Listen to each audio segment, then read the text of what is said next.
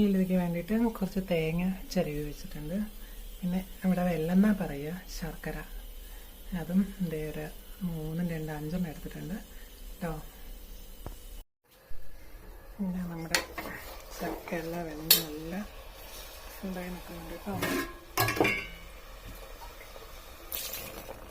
ഇതിലേക്ക് നമുക്ക് ശർക്കര ഇട്ട് കൊടുക്കാം. ശർക്കര ഒന്നും ഒഴിക്കുക.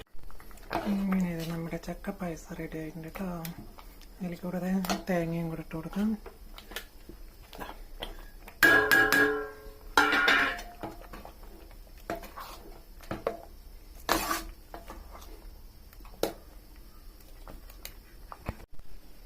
ഇങ്ങനെ നമ്മുടെ ചക്കയുടെ പായസം റെഡി കേട്ടോ.